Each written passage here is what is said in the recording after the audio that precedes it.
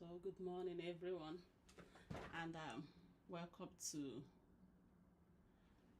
my study space this morning. So, in this study space, what we do is to practice the Pomodoro techniques of learning. So, what we do today, we'll follow that section 50-10. So, we use 50 minutes of sprint time, then 10 minutes of break. So during the mindful break, you're expected to take your break. You're expected to have a mindful break. So you need to be present in your own break. You don't need to take your work along. So when it's springtime, you know it's a time to work. It's a time to study. And during the breaks, I'll be speaking on how to study and how to study efficiently. The things that you need to do as students, as a researcher, as a lifelong learner, to retain more information and to retrieve more information when you need it, because these things, they work with techniques. It's not just you keep studying. Some people, they are studying thinking it's by hard work. No, there are techniques of studying. So I'll be talking about how to study and study well, the things that you need to do, the things that you need to put in place, the way you need to study so you can retain more information and retrieve information when it's necessary, when you need it. So there is need for you to work with me. It will be at every 10:50, 11:50, 12:50, 1:50, 2:50, 3:50. Once is that time, so that's the break time, then we'll start. So what are we starting then? We'll start talking. So during the sprint time, it's not our time to discuss. It's not our time to talk about how to study. But if you have any question, you can put it then there. I will answer you during the break time. But during the sprint time, when you see us not speaking, it's not that we are keeping silent. It's not that we are not chatting. It's a study space. It's a workspace. So if you have a work, you have a study. Like me, I'm working and I'm studying. I'm writing. I'm a writer. I'm an author. I'm a researcher, and I'm working. So I have loads. But each of them, they deserve my attention. They deserve my energy. But the only thing that can make me work it efficiently is when I plan it out. So if you're like me and you have a lot in your plate and you want to do them and put your focus to it, so join me. Like, I've invited so many of my friends, some of them on YouTube, some of them on TikTok, and anywhere you are, please join and bring your tasks. I want you to take 3 priority tasks that you want to achieve, 3 things, and bring it along. So let's work in sprints. Our brain works better in sprints, because once you tell your brain, oh, it's time to work, and you're going to get rest after 15 minutes, it works better that way. So let's work in this short sprint, 50 minutes of focused work, then 10 minutes of break. So I'm expecting you to work during work and be present in your break. And during the break time, you can decide to listen to what I'll be saying, or you can decide to take your mindful break, go for a walk, take a tea, and as you're coming, please come with water or whatever you need to get hydrated. You don't need to get thirsty while walking, and you can bring healthy snacks also. So I'll be working today. I've chosen 3 things to work on. So the first thing I'm working on is to make some correction. Yesterday I wasn't here, so sorry to those that used to join me. I was on a conference, and it started 5 a.m. because it's in the US, 5 a.m. and ended around 8 at night. So it was a long day.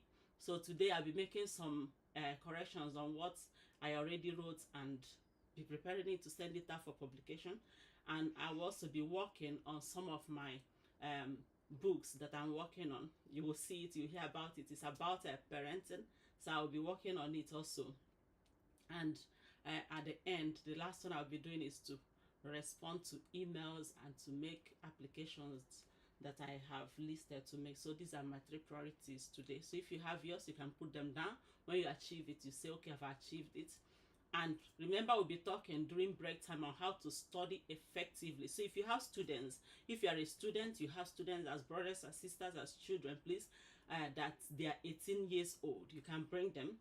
And if they are not up to 18, you can listen and teach them. First class is not that difficult. It's just because people don't know how to study. Having cum laude is not that difficult. It's even more difficult studying without structure and coming out with any result. They didn't get it easy. It is very stressful when it comes to study. But if you know how to study and study right, then it will be quite efficient. You use less time to get more output. So I've taken your 7 minutes because that is how it normally goes, because I'll use this to do the introduction to tell us how we are going to run it. So 50-10 today. So if you see me working, please join. And you see so many of us that are still working, and yeah, please join and connect with so many people there. These are people that are working. They are mindful of their work, and they are also taking mindful rest when it is time to go on break. So I'll be speaking to you again once it's 10:50. Then we start talking. So if you have your questions, then ask. Again, 11:50 I'll be speaking. Then ask questions. 12:50 the same, 1:50 the same, 2:50 the same, 3:50 will be the last of the sections. Then I'll be speaking from that time till maybe when I get tired. If you have questions on how to study and study right, or you have any question on your studies, please ask. That's a teacher talking to you, not just a teacher, but a lifelong learner. So I like learning, I like studying. So it gives me joy like every other person, like people looking at, oh, what am I going to do in life? I like knowledge. So ask questions on how to retain more information, on how to retrieve more information, especially if you are preparing for exam, you have any exam you are preparing for. Please ask questions. It won't disappoint you, because what I'm going to talk to you about are the things that has been tested. I mean, I have tested, and they work. It is guarantee. I mean, let me know, because there might be some things that might go wrong and things, but I'm 99% sure that it will work for you, and your result will change, your output will change. So be listening. Once it's 50 minutes on top of every hour, then meet us here to chat. Happy working time to everybody working with me.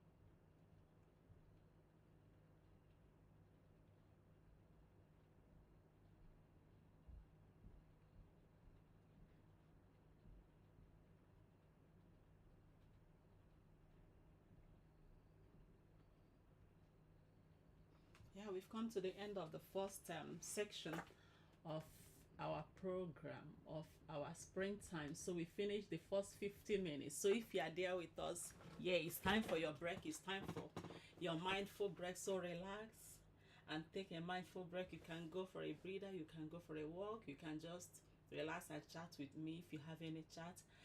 I've been waiting for students to ask questions on how to study, on how to improve their grades, on how to improve their retention ability, on how to improve their retrieval ability of information. If you have been studying and you struggle and you are seeing yourself, you are putting so much effort and getting very little outcome from it, and the result is not speaking the same language you want it to speak, so this is your space to ask questions, and this is your space to listen in. If you have a student that is in our midst or wherever, please just call them to come in, because what they are getting is something that is not taught in school. We are taught the subject that they need us to learn, but it is hard for you to see where they are teaching you how to study, how to learn. You know, even during my undergraduate days, I can still remember they talked about skimming and reading or just glancing through, but that is not actually the depth of you studying and getting the right thing in your brain and knowing how to store it and retrieve it when it matters. So for students, what you need is to be able to retain as much information, and for you to be able to retrieve it when it matters. It's not just studying. Some people, they will go to class, they don't miss any class, they read, they keep reading, they don't even sleep. I know some students, it's hard for you to see students that are serious, that are getting, I mean, they are getting they are not stressed. It's hard for you to see that, but there is a way for you to do it easier. There is a way for you to get it easier. There is a way for you to get a better score. There is a way for you to make that A or sit comfortably on your A without even fidgeting when it's time to look at the result. When it's time for you to, once they say the result is out, you see some people, they don't want to look at it. When they say the result is out, some people, they will be waiting for others to tell them the outcome of it. You shouldn't be afraid of it. If you know what you wrote, you shouldn't bother. If you are sure that yes, you answered the questions. I can still remember during my was it my undergraduate days, there was a lecturer that was like, nobody's actually going to get this an A because I know what I said. I said no. Me, I know what I wrote. I'm very, very sure of it. So there is no way, even no matter how you switch it, I won't fail, and I know that I'm still getting it. That's how sure you should be when you write exams. That's how sure you should be when you are expecting a good grade. If you're expecting to pass with a first class, you're expecting to pass with a cum laude, you're expecting to come out with your 2-1, you're expecting to come out with a very good grade, or maybe in your interview you're expecting to come out on top of your class. So this is the time for you to listen and know how to do it. There is a way to do it right, and there is a way so many people are doing it wrong. That is why you see that the curve always goes this way. This side are the people that are doing it very wrong. Maybe so many factors, and then there are so many people at the middle because they are all struggling. Should I do it this way? They are putting effort, and you see very little at the other end of it that are passing with a very good grade. So what is the difference? Is the way they study, is the way they store information, is the way they retrieve information. So let's talk about how to keep information, but first let's talk about our memory, because that is what you need. You need to keep your memory sharp. You need to keep your memory very healthy. You can't store information in a tired memory. Remember that. If you are hungry, no matter how smart you are, you can't store enough memory. If you are stressed, that's another thing. You can't store enough memory. And if it has gotten to chronic stress, that you're exhausted, what you have already achieved is you shrinking your knowledge hub, the memory hub where you store information. So you are shrinking it. Instead of improving it, you are destroying it. So that's a no-no. when it comes to stress. Getting chronic stress, that's being stressed after stress, that is not going to help you as a student. That's not going to help you as a human being. And especially if you're a lifelong learner, if you are somebody that wants to not only to have your first degree, you want to go further, do the second degree, do your masters, maybe 2 different masters, 3 different masters, and you want to do a PhD. So you need to take care of your memory, you need to take care of yourself, you need to take care of your brain. Is very important. And how do you take care of your brain? The first thing, because I'll be talking about the things that we need to put in place, which is the foundation, then I will start teaching you how to layer, how to put information in that your brain and keep it there. Because it's not all about getting information. If it is getting information, in this age that we are, we have so much information, we have so much sources of information, but how much of it can you keep? How much of it can you retrieve? How much of it, when they ask you after 10 days, after 20 days, you still remember it accurately, maybe to use it to apply to any problem, to solve a problem, is very difficult, especially now that people are being spoon-fed with so much information. So let's start with learning how to keep the brain itself healthy. So the first thing you should do when it comes to your brain, you should eat well. Eat is very important. Eating is not all about the nutrition, because my major focus on research has been on food. So I know what it takes, I know what it means to human body, I know what it means to human brain. So as much as you are struggling to get time to read, to work, please eat. Make it a point of duty to have your breakfast, especially breakfast. Don't skip breakfast unless you are doing your fasting, but don't go too much to it, because if you need to keep things in your brain, then your brain needs to be fed. And you feed it with the right food, not foods that cause inflammation, not bad food, all those ultra processed food, all those those things that they are processed and they are too much sugar. You think it's helpful, it's not helpful. It's going to give you a sugar rush and crash. That's just how it works. So let's not dig deep into it, but remember that they are not good for your brain. So look for food that are good for your brain, those food that will help you. Eat the rainbow. Eat food that are of different colors from different sources. Make sure that they are planted healthily. That one, if I say it, some people will be, oh, how do I get a healthy food? You can go to your farmers, you can try and see where your food is coming from. It's very important. Look through the food system and find the best source for yourself. And if you are careful, the kind of way you put in your car, you shouldn't be less careful when it comes to the food you eat. So it's very important. Look at the food you eat. So the next thing that you should do is for you to have enough sleep. Take enough sleep. Have enough sleep. When it is time to sleep, sleep. Even if you are doing night jobs, take time to sleep in the day. Make sure that you rest. And don't go pulling all-nighter every time, especially if you're a student. It might sound, should I say, it's not the norm. It's not something that is common. It's not something that is that everybody will tell you, but I'm here to tell you that night class most times doesn't really help. So if you keep pulling it day after day, what you have been doing is stressing yourself, and you keep reading and reading and reading. Once your brain is tired, there is nothing you can do about it. And once your brain is tired, what happens is that you are feeding it. Now it loses more than it gets. It's just like now you are putting a tap that is running maybe 1 liter per hour, and the basin you are putting it is already open that it can leak 10 liters per hour. So you see, it's not making any sense. So all-nighters, please plan your time. You have enough time. 24 hours, I always say it is too much. 24 hours for everybody. It is meant for everybody. Those that are having their first class, they are sitting comfortably in their A1 and in their cum laude. It's still 24 hours. You can use it. You can make it. You got it. You can make it. You have that 24 hours. So plan it well so you still have enough time to sleep. And why do you need sleep? Because it is during your sleep time that your brain will take what is in the short-term memory and take it straight to the long-term memory. That is the time it happens, during the REM. That's the rapid eye movement time. That is the time, that time that you think, oh, you are dreaming, that time that you think, oh, is a restful time. That's when your brain is working to keep your memory healthy. That's when the brain is trying to store information in the long-term memory to keep it so you can retrieve it when it matters. So don't play with your sleep. Is very important. So we've come to the end of the first break time.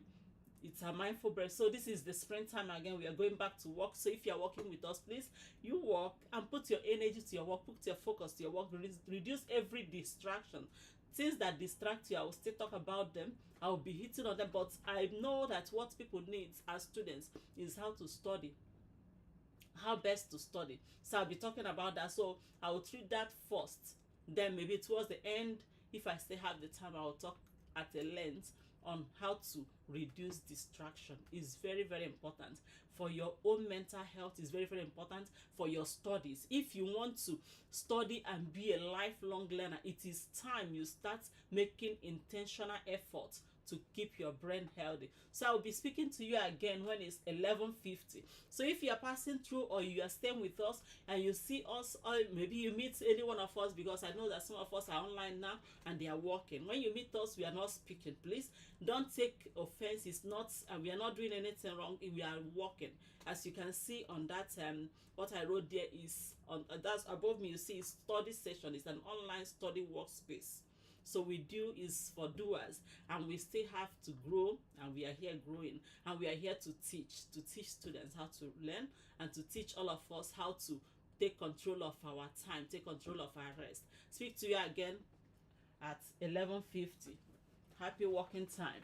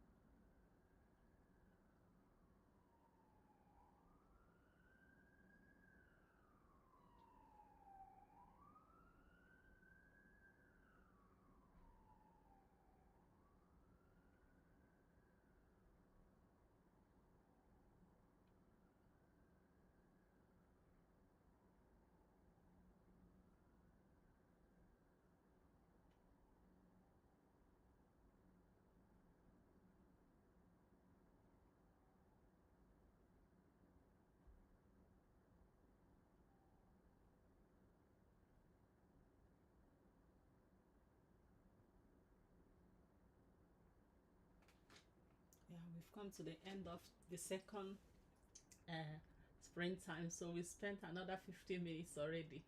So, yippee! Yeah, we are trying. You can see this like almost 2 hours. So we spent 1 hour 15 minutes already.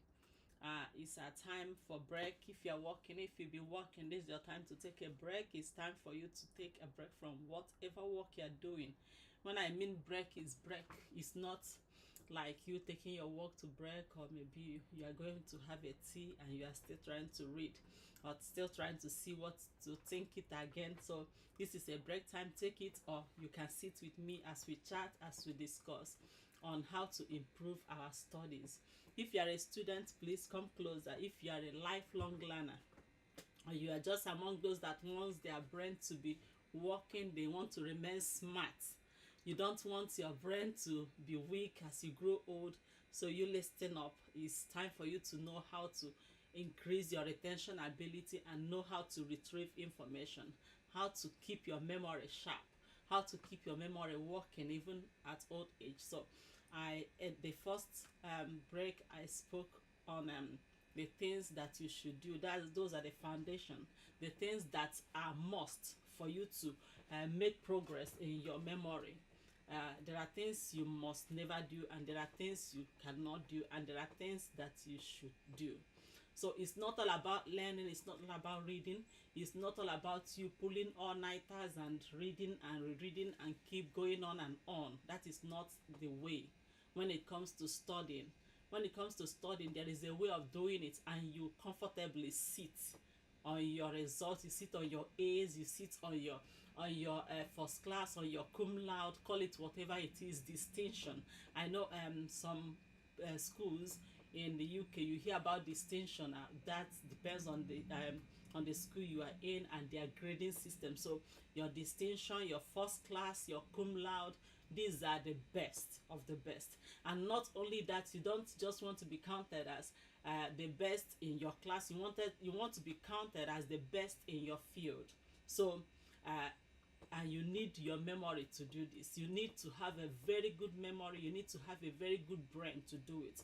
So how do you keep your brain going, and what are the things that you shouldn't do? The first thing I said, you should eat well.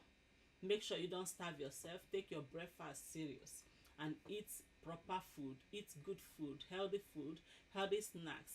Reduce, cut down on carb, cut down on all those ultra processed food. When I mean ultra, which means it has gone just beyond processing, it has gone through bleaching, addictive, and so many things on it which are not helpful to your brain.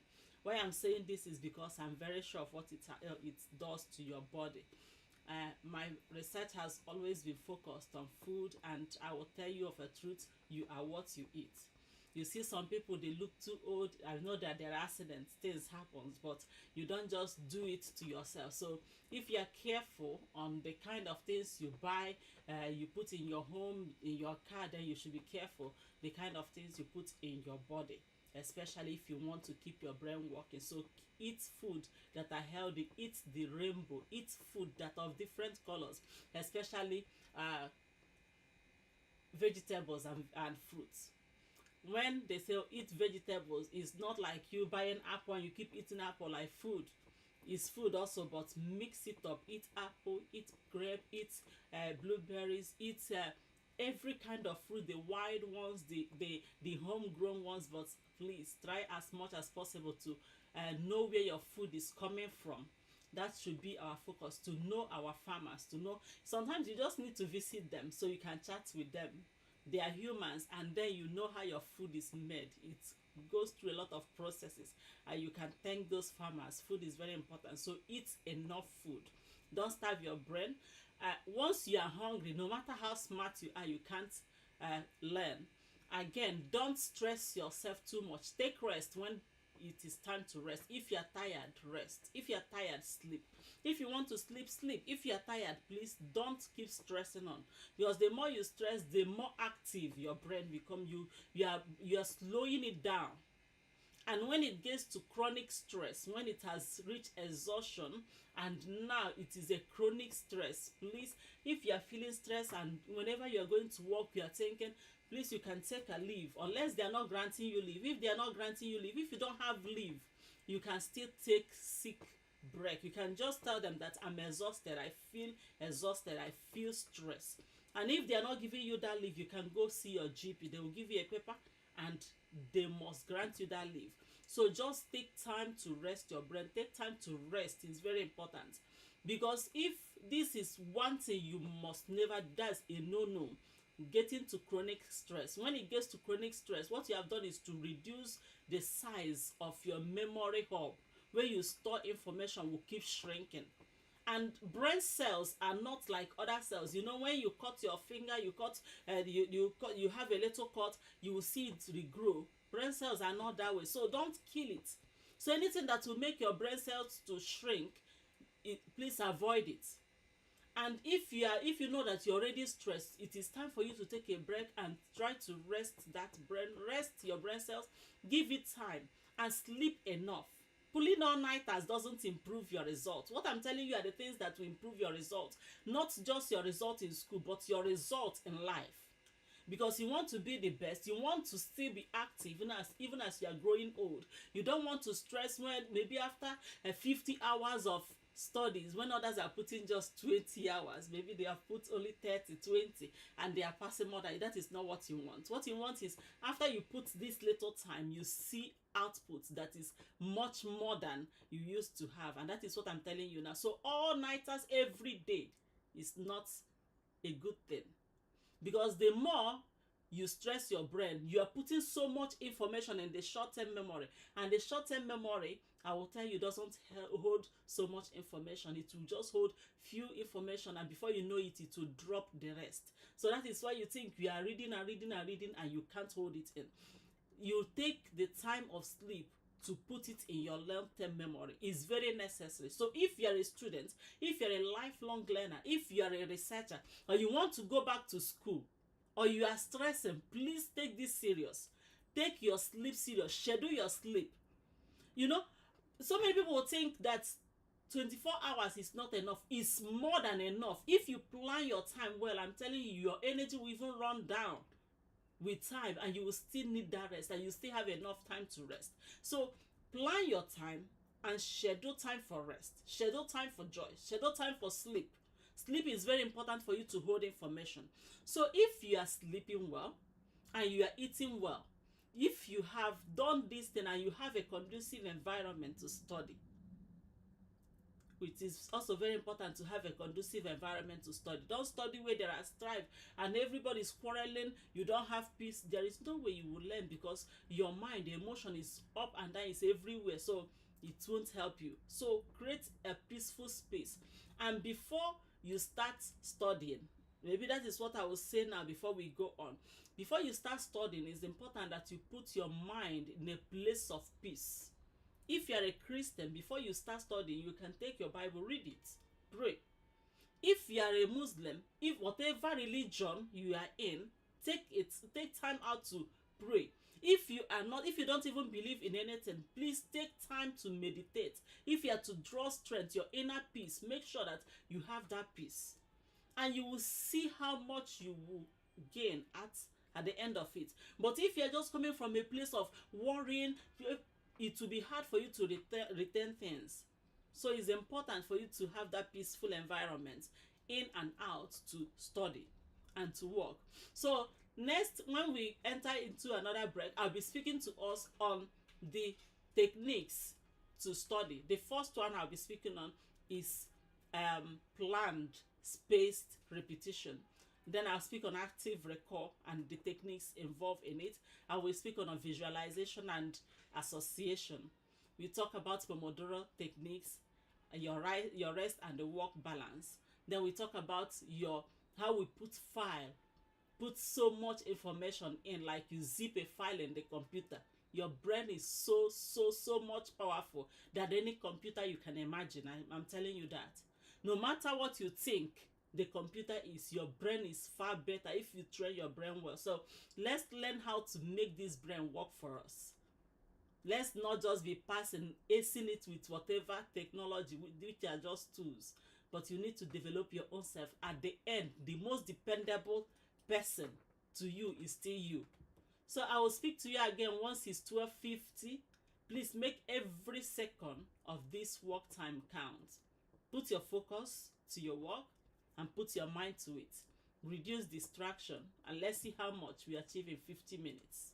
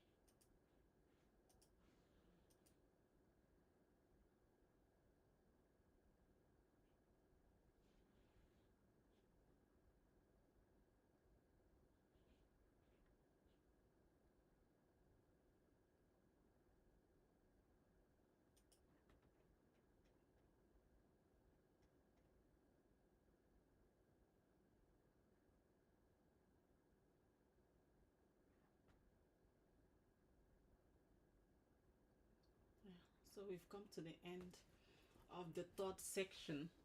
So if you have been with us, congratulations, you've done 2 hours 50 minutes of work already. So it's time for your mindful break if you want to go on a break, and if you want to sit with us to talk about how to improve our studies, how to improve our retention ability, how to improve your retrieval ability, we've laid the foundation.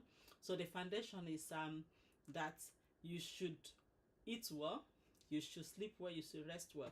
So now let's move forward and talk about the techniques or the things that you need to put in place as a student or as a lifelong learner to improve your retention ability and to improve your retrieval ability. Retention means you being able to store the information correctly in your brain, and retrieval is for you to be able to recall or to bring out the information you've stored.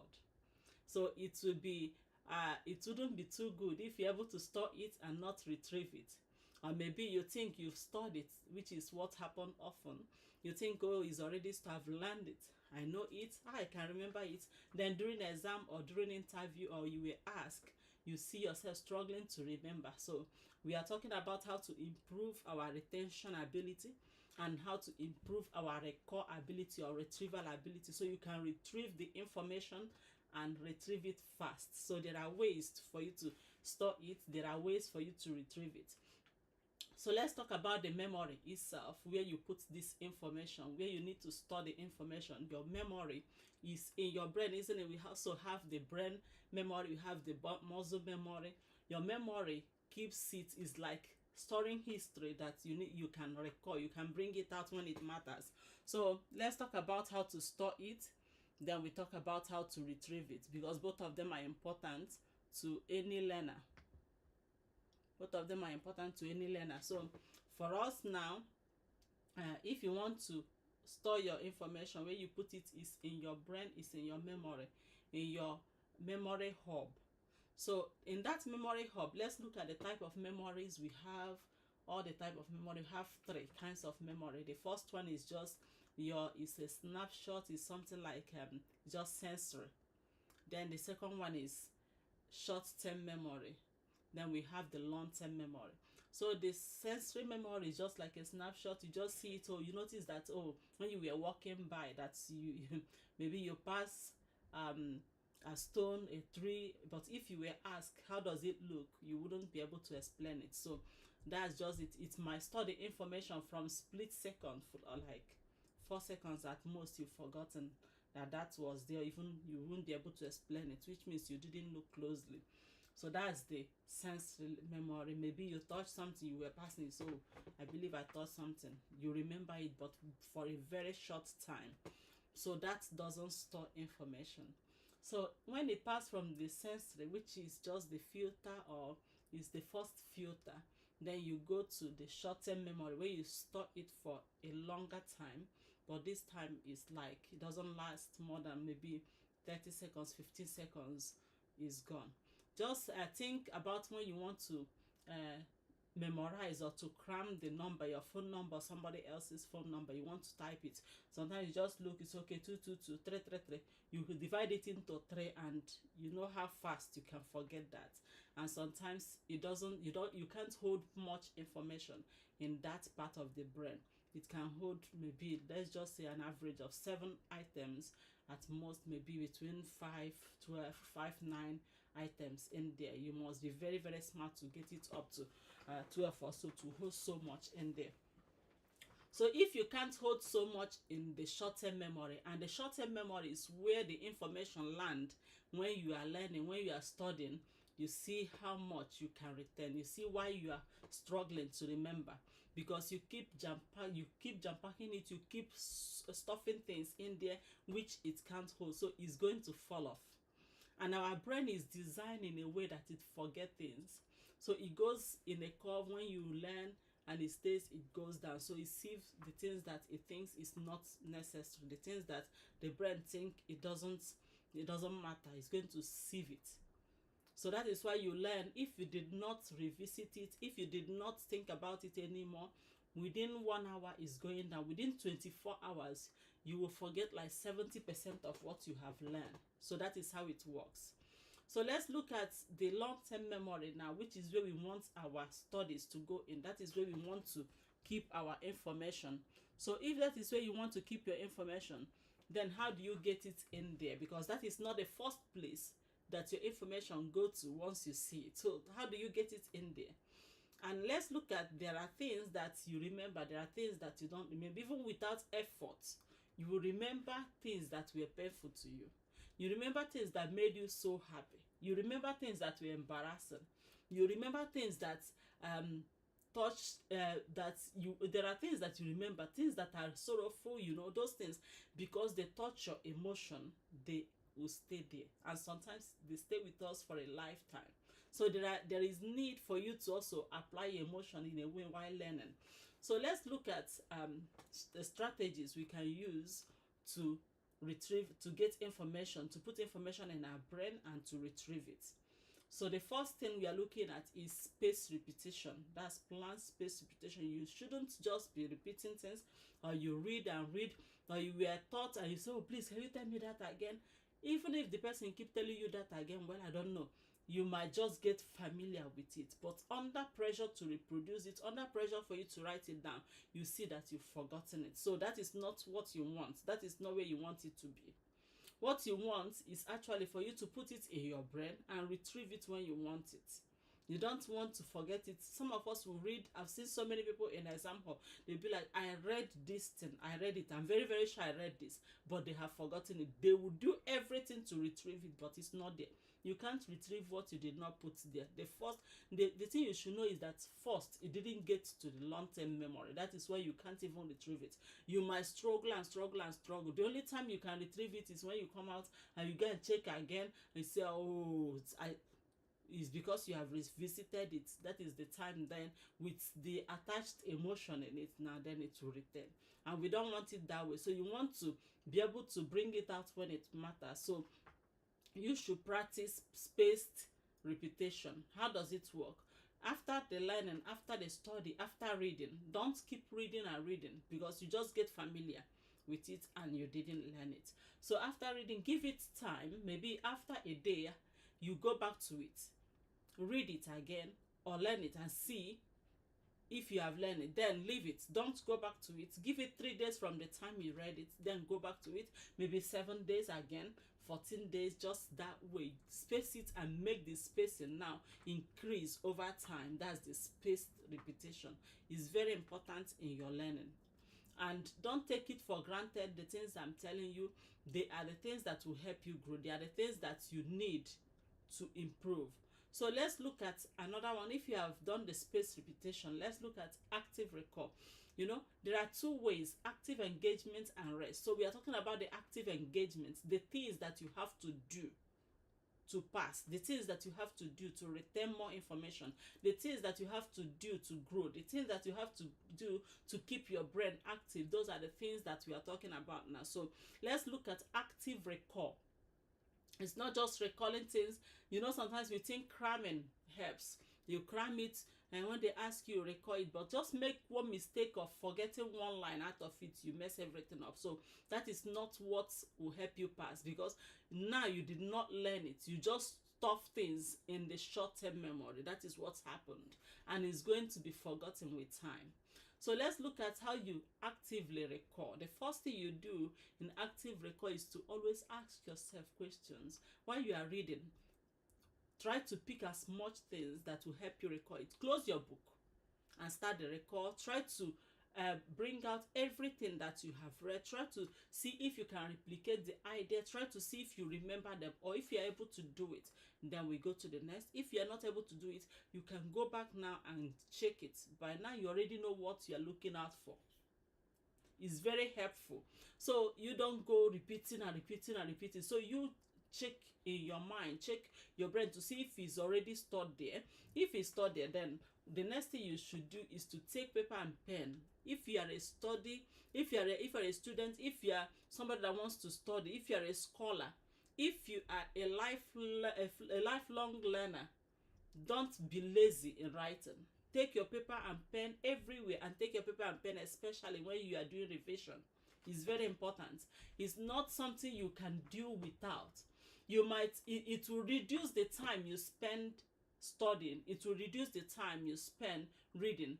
Now you need to just write down the things that you remember from what you have studied, from what you have learned. When you're able to replicate your notes or replicate the idea, then you are ready to move on. And as you're writing it down, that is how it is getting straight written down in your brain. It keeps it longer. When it comes to memory, when it comes to you retaining information, your handwriting is key. Please don't, you know, all the adverts will tell you, oh, you no longer need to write, just print it, just type it. Yes, typing, they are fast, they are convenient, but your writing is you retaining information. Your writing is you increasing how much information you keep in your mind and in your memory. So take your pen and paper. If you think you have recalled and you are actively involved and you've recalled all that you've learned, take your pen, paper, write it down, please. Don't even think that, oh, I know it, I can bring it out. When you start writing it, you see how much you know. It's very clear to you how much you've retained. And if you can't replicate your notes, you can't replicate the idea, it's time for you to go back and do the active recall again, read it again, and try to close your book and recall it and write it down. So if you're able to write it down, another thing you need to do in active recall is for you to move further to question yourself. It is very important for you to ask yourself every kind of question that you know that will come out of that, that you can ask. Just as if you are the teacher teaching, ask yourself every question and answer it. If you're able to answer all the questions, you are already ready for that exam, and you are putting it in your mind.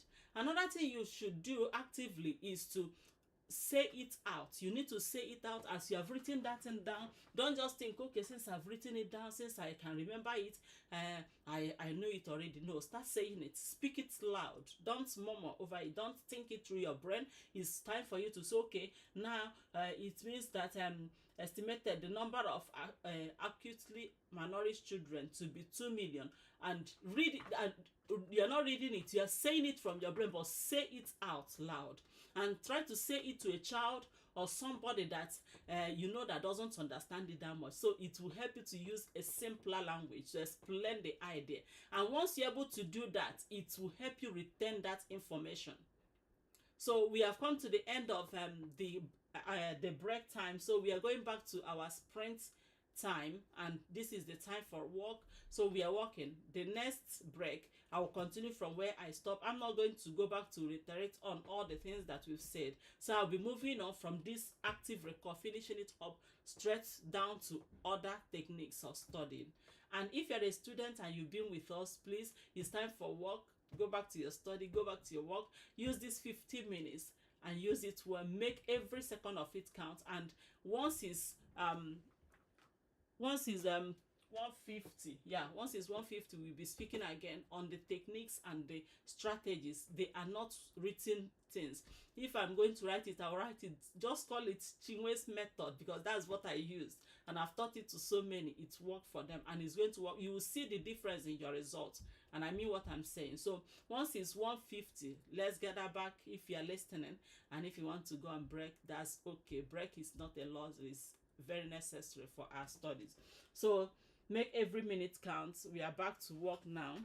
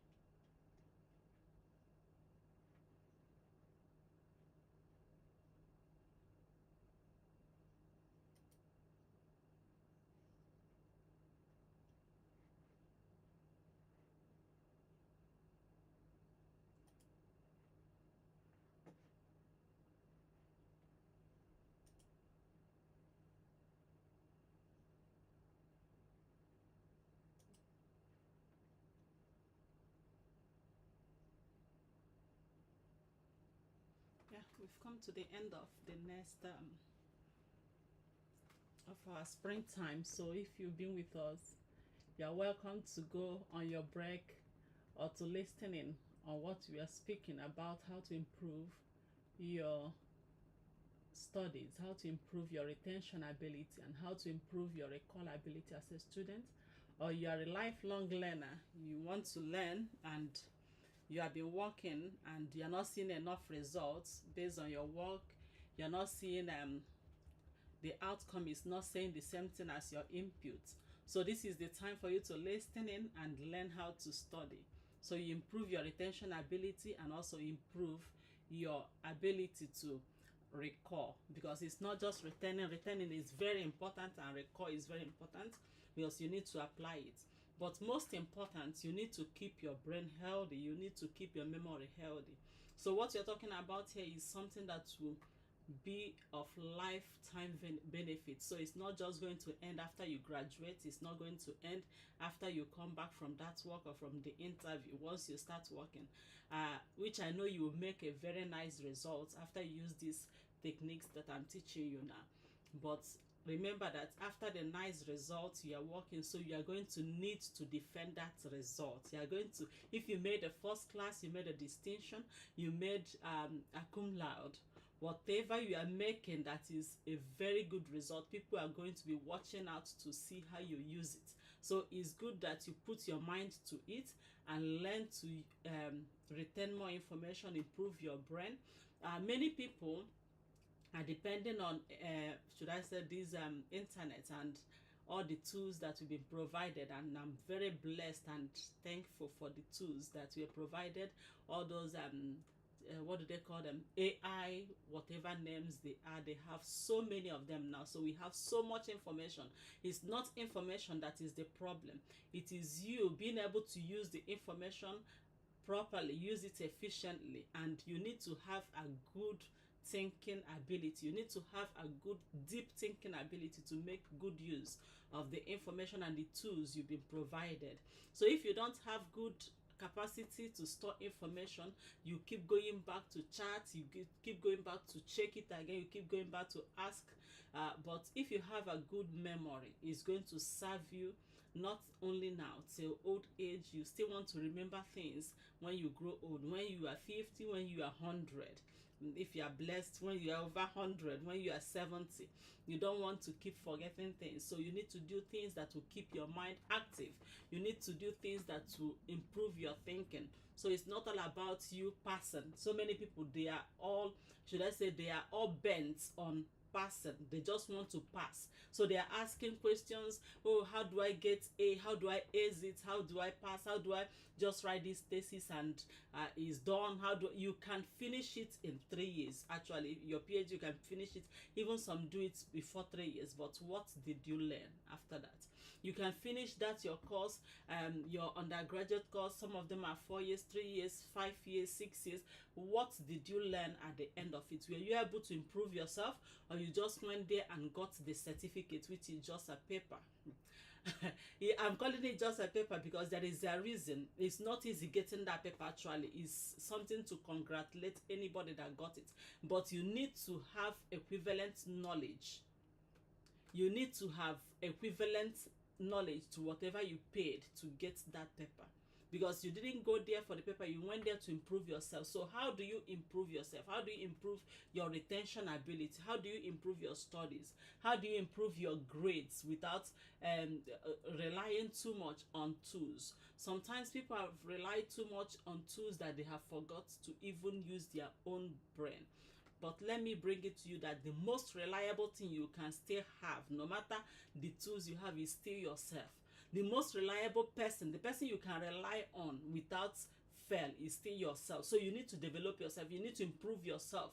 You need to equip yourself. You need to strengthen yourself, especially your brain, just like every other muscles. When you exercise, you strengthen them. When you exercise your brain, which you do by challenging your brain, you exercise it, then it improves. So don't just rely on the AI. They are good. People are contributing to make it better. So it's good that you get it right. it's good that you get it right. So don't go around waiting, oh, how do I ace it? Ask yourself, how do I improve? How do I learn more? How do I get information? We have loads of information. The professors are not the best, and when it comes, but they are experts in their field. They have mastered their field. So master your field. You need to master your field. For you to get that masters, which means you have mastered that field. So don't come out having a master certificate without equivalent knowledge, without equivalent skill. Don't go out getting that PhD. Some will have 2 or 3 without having the, because it will soon happen now. You know, it used to be difficult. You couldn't see it years back, maybe 10 years back. It was difficult for you to see people that go to that extent to get certificates without equivalent skill. But now it can happen because of what we have now, the tools we have. You see people, they will garbage in something and they will garbage out another thing, and at the end they pass, they have the certificate, but they don't have equivalent skill, don't have equivalent knowledge. So how do you improve your knowledge? One, you need to use the space repetition. Then you employ active recall, which means you need to read through your brain, remember the things that you have read, try to replicate it, try to put it down on paper and see if you can replicate your notes or the complete idea of what you've learned. If you've done that and you're able to do it well, then you go forward to speak it out, say it loud. You can say it to yourself or to a child or to anybody that you know that is not an expert in that area, and that will help you to bring it, should I say, use simpler language to explain it. And if you're able to explain it to a child with simpler language, you see, it will help you to retain more. And again, what I will tell you is to go straight to questioning yourself. If you have essay, especially, it works well in essay questions or in most questions actually. First go, even in your exam, read that question. After reading the question, then you start reasoning it.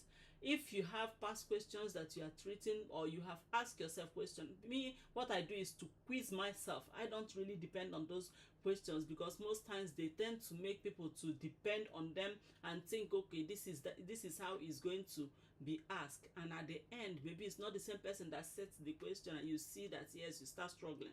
So quiz yourself. Use as many methods as you can find in your mind. Ask others to ask you questions on that topic. So once you're able to answer those questions, you can write it down. After writing it down, you can speak it out. After speaking it out, then go straight again to not only learning, spacing it or recalling it. Now you try to visualize. We've come to the third technique that you can use to improve your scores, to improve yourself, not just having A's, but having equivalent knowledge, in you, to improve, to help develop other things. So now what you have to do is to visualize. Try as much as you can to visualize what you've learned. If you have been learning about systems, let's just say you are looking at system science, you try to apply it to things that you know. Maybe you've been learning about drawing, or I don't know, whatever you are learning, I know they are all important. Try to relate it to things that you know. Try to visualize it in your brain. Try to use a story map, mental story map. Let it be like a story. You tell yourself, relate it. Try to visualize it. If it is something you can map, let it be a mental map, a mental illustration. Do you know why? Because your brain keeps pictures and illustration easily than words. So you try to picture it in your mind. You try to visualize it. Try to see it like a map, like an illustration, like a picture. So visualize it. Try to see it like a drama, like a story. Visualize it. Now, it's not only visualizing, it's visualizing an association. So you try to associate it with things that you already know. So the easiest way, there are ways of learning. Some people go from the unknown to the known, and from the known to the unknown. So it's like most times what we face is going from the unknown. Because once you go to the class, they are looking for the things that you don't know. But most teachers, they will give, they call it class entry behavior. So they will start from where you know to take you to the things that you don't know. But the thing is that you know already will help you to link those abstract things, the things that you don't know. So try to link it. So if you've learned how to, and maybe you were taught about osmosis, you were taught about all those concepts there, you know, those beautiful concepts. When you come home, try to relate it to things that you know. Okay, this is diffusion, we are talking about gas diffusing. Okay, this is the concentrated area. Once it opens, so I can perceive it from the other. You know, so many things we can perceive. I don't want to say some of them good, some of them bad. So from the area it is coming out, it will diffuse.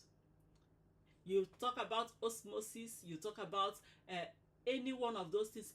Are you learning languages? Try to relate it to the things that you know. And once you're able to connect it to the things that you know, do you know what it does? It makes it to, it helps to help your brain to encode the information. It links it to the things that you already know, and that will make you to remember it faster. That will help you to store it faster. So we've come to the end of this break time. So we are entering another section of our sprint time. So during the sprint time is a time for work, it's not a time to chat. But if you have anything to chat, you can put it in the chat. We'll talk about it later. I've seen so many people coming in, and I'm so glad that you're here.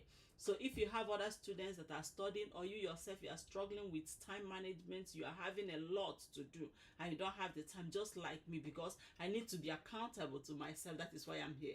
And I'm also teaching others to be accountable, and for this community, we can help you to be accountable to your own priority, to your tasks. So you can bring it along. We'll tell you, okay, now you've worked 15 minutes rest, now you've rested 10 minutes, then work, and let's monitor and see how much we can achieve. So I'll be talking to you again once it's 2:50. So make every minute count. It's almost coming to an end, so don't waste time.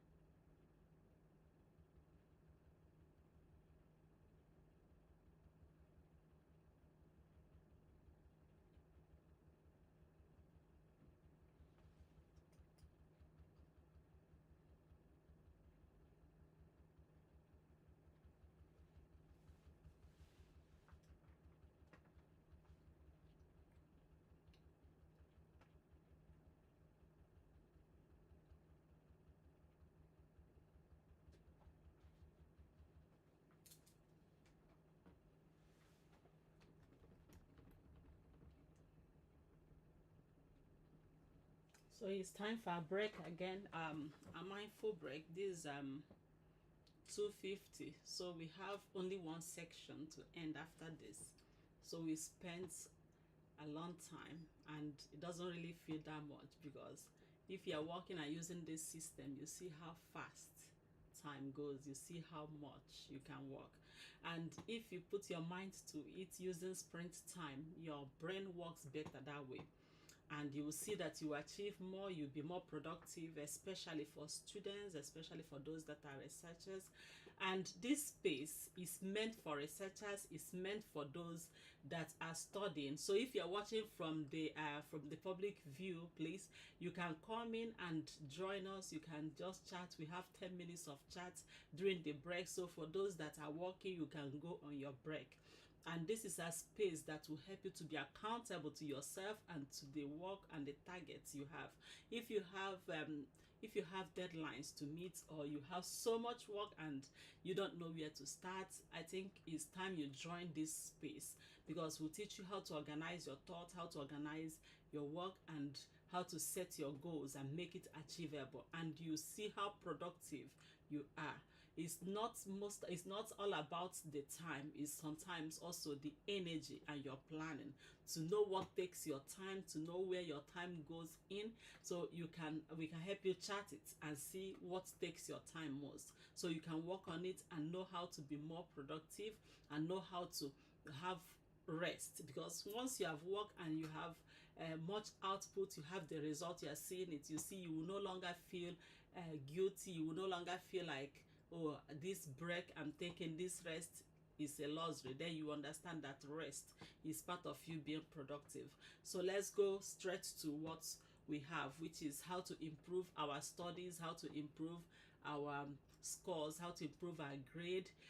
Are you a student that has been struggling to pass? You are struggling, even passing, though you pass, but it's a lot of struggle, and you see yourself forgetting things, and you want to improve your retention ability, you want to improve your memory, you want to improve how much you can retain. So this is the time for us to speak on how to improve your retention ability, on how to improve your scores, your grade, how to have that distinction, that first class, that cum laude easily. So it's not a rocket science. It's something that I have put in practice, and it works.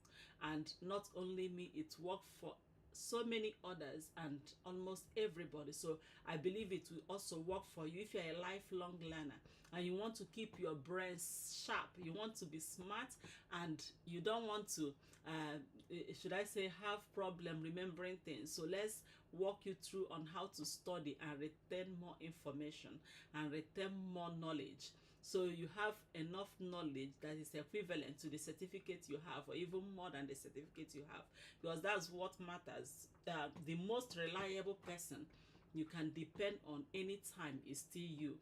And that's you now. When it comes to you being productive or making progress, it all depends on how much, how deep, and how big your thinking is. And you can, if you think it's not true, you can put it there. And also it depends on your relationship. So we are developing, we are growing our page, we are growing ourselves, we are growing our knowledge, growing our retention ability. So for you to improve your retention as a student, if you have other students that are waiting anyway, please, you can invite them and let them ask questions on how to study, on how to improve their study, on how to improve their grade. So if you're a student and you have been struggling, the first thing I want you to know is that, yes, it's not as if you don't understand. It's not as if you don't do things. You are not working hard. You are working hard, especially for those that have put their minds to learn, not just to pass. If you're working hard and it's not showing, maybe you are using the wrong method, you are using the wrong techniques. So I will give you the techniques I've used to study. So they are the things that you can use also to study. So let's just work on it step by step. The first thing you can use is spaced repetition. Spaced repetition is like a workout. It's helping your brain, is strengthening the information in your brain, because our brain is designed to forget. So you use spaced repetition. So you don't just keep reading. It's not like mindless reading and repeating and repeating it. It doesn't help you. You move forward, and yeah, you improve it by trying to involve yourself actively in recalling. So you recall, try to summarize what you've learned, try to make should I say, to summarize the idea in what you read, in what you've been taught, or what you've learned. So you summarize it. If you're able to write it down, you're able to say it out, you're able to explain it in simple terms, then that's good. You are improving. And you're able to write it down. I will say it again, don't be lazy in using pen and paper and write.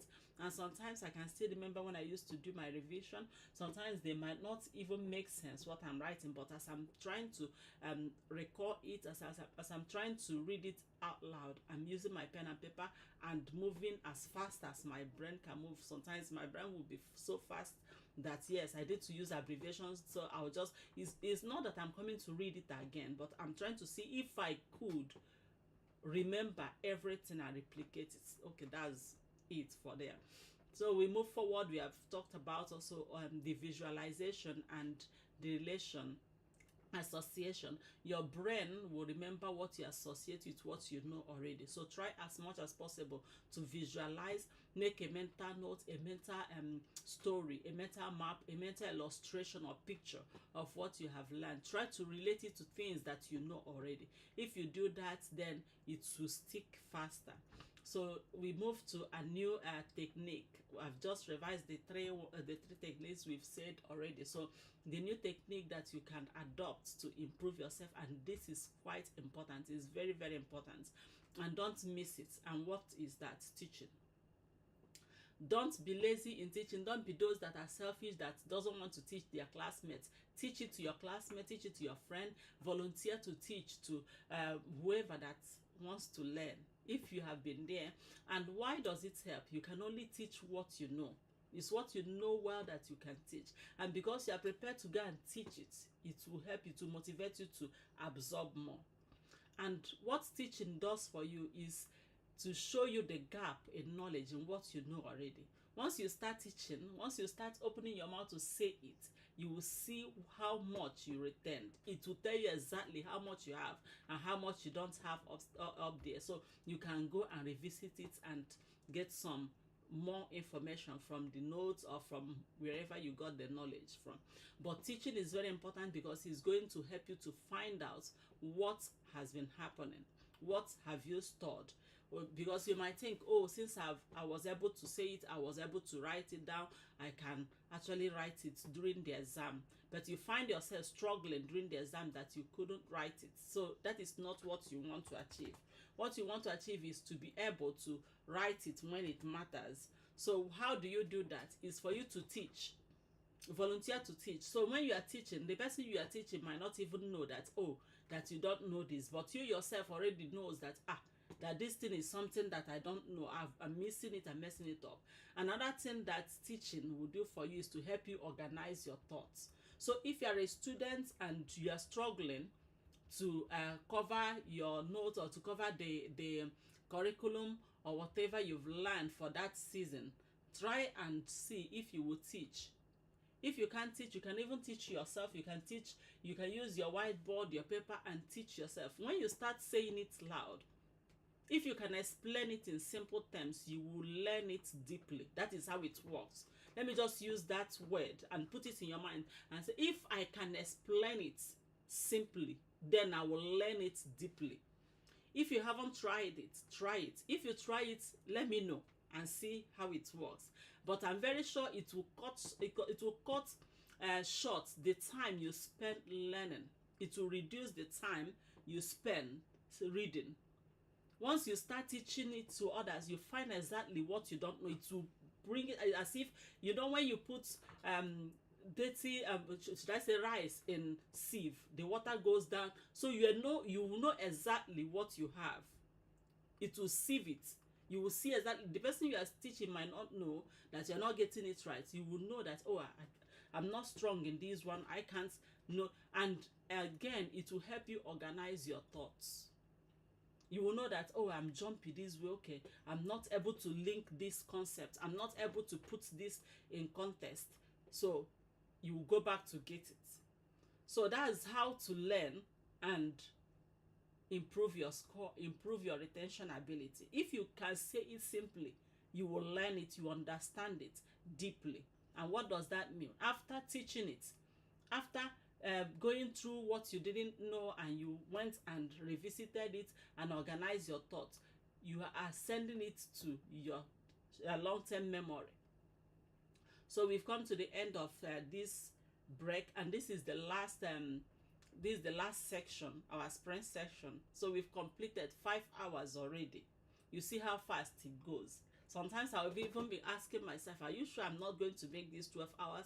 Or maybe, but that's not my way. I'm not the type that work that long. When I work this much, so I will change to do other things also. It's not that I stop reading. But if you can, you might continue. That's not me. But for me, 6 hours is okay. 6 hours. So we spent 5 hours. I'll be speaking again once is let me say 5 minutes or 10 minutes to 4. So I will speak longer during that time, because there I will have to summarize everything that we've learned about studying, and maybe add to it, maybe listen to others, ask questions. So that time you can actually just a request to come in and ask question, and let's discuss. So I will speak to you again, maybe 10 to 5 minutes. That's 15, 3:55, or around 3:55 or 3:50. So make every second of it count now. This is the last section. So this is the time to tidy what you are doing. For the 3 things that I set out to do, I've done 2. And the 2 is just coming to a conclusion now. We'll conclude it later, and just starting the other one. So that's my 3 priorities. It's an achievement. I'm making progress. So like you, if you have taken only 1 step, it's a progress. 2 steps, it's a progress. If you finish them all, it's a progress. So let's speak again during the break time.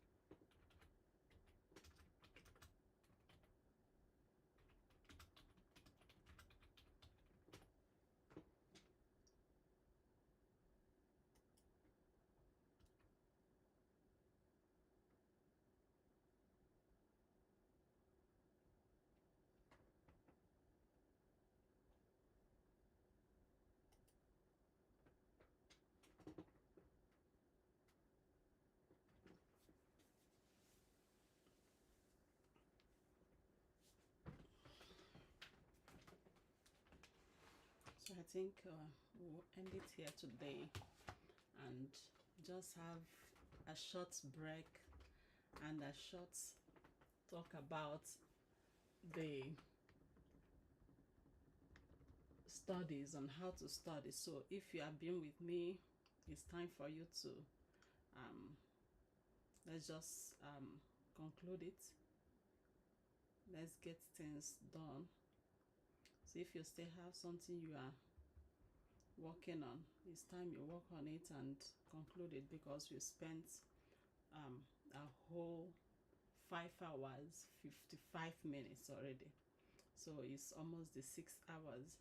So we use the rest of the time to speak, to talk about how to improve our studies, how to improve our retention ability. So if you are joining me now, it's just a time for us to chat. If you want to come up and chat, you can send an invite. So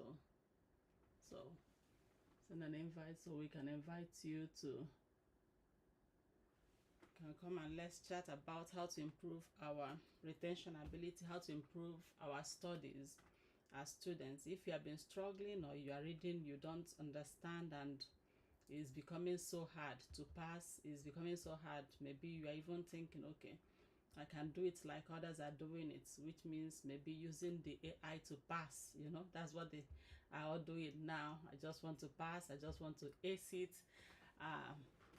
But if you still want to improve your scores, you still want to improve yourself. As you're improving your scores, you want to improve your studies yourself, you want to improve your grade yourself, you want to improve your knowledge. You don't just want to have the certificate without having the knowledge equivalent to that certificate. Excuse me, let me have water.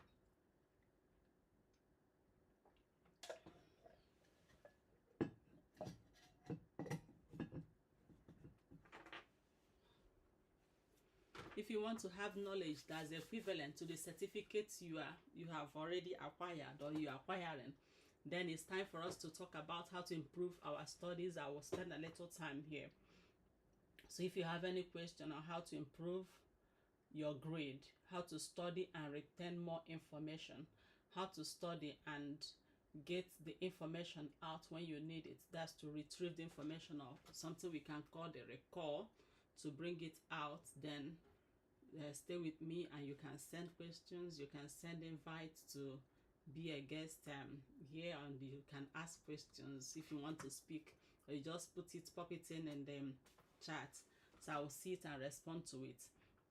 So I'll start by talking about the things that we ought to do and the things we ought not to do. There are things you don't do as a student, as a lifelong learner, as a person that wants to keep the brain working for a very long time. There are things you must not do, and there are things you can't do, and there are things that are just permissible. We can say they are permissible, and there are things that are a no. And some of those things that you should not do is you starving yourself, is you going hungry because you want to accomplish more, is you getting dehydrated because you don't have time to drink water. You think you are doing yourself a favor. If you are dehydrated, if you are hungry, you can't retain more. It's as simple as that. It might not sound very profound, it's not looking very like a big point, but it's part of what is limiting you. So when you are hungry, eat, and eat the right food. Make sure you are eating food that are not inflammatory, things that will not cause problem, especially the high sugar content food and those food that are ultra processed. Please avoid them. And even if you can't avoid it, cut down on those kind of food. Eat well, and when you eat well, you see that you are thinking well. And I can't tell you enough, because I've been in classes where students, they will rush to class, and some of them will even faint because they did not have breakfast, and some of them, they're exhausted. If you're exhausted, no matter how much you think you can contain, no matter how smart you are, you can't learn. Once your brain is tired, once your brain is exhausted, maybe you are starving or you are not eating well, you can't retain information as much as you should be able to retain information. And again, another thing you should not do is to stress yourself and should I say, getting too much stress that you're exhausted. Just stress is already bad for you. stress is bad for your health, is bad for everything. But let me tell you, let me spell it out. For your brain, is a no. When it comes to your brain, the more you stress, when it has gotten to chronic stress and exhaustion, please take a rest, take a break, take a time off work, take a time off study. It doesn't stop you from achieving what you want to achieve. Some people will think, oh, if I don't graduate at this time, people, let them laugh. But yes, you still have your brain intact, you still have your body intact, you still have everything intact. Take a time off that study. I had a classmate, it was a classmate, I think that was 2014. She's such a brilliant person, really. But what we found out is that at the time, she said, I met her in the library. I said, but I haven't been seeing you, though that course was so stressful. It was, even to me, it was a stressful thing, but I know that somebody was paying. So many people dropped out, but I could still carry it. But when you see that it has gotten to that drop, and she dropped, but now she has already finished her PhD, she's okay. So when you think that, when you have seen yourself that you are stressed, that it has gotten to an extent that now you are getting confused and you think, you are chronically stressed, please take a time off. Whether it is study, you can just go to the school, they will give you that break. Go to school, write them, and defy admission, defy your studies. You can do it. You can do for half a term, half a semester to take a break is allowed. If they are not allowing it, you can just go to the doctor, go to your GP and get a paper from them, get a written thing from them to present to the school and say, oh, I need this rest, and they will give you that rest, because you need to be sound to learn. Another thing that you should not do is you pulling all-nighters. Don't do it. Some people, they think is when they are studying all night, all morning, that they will succeed.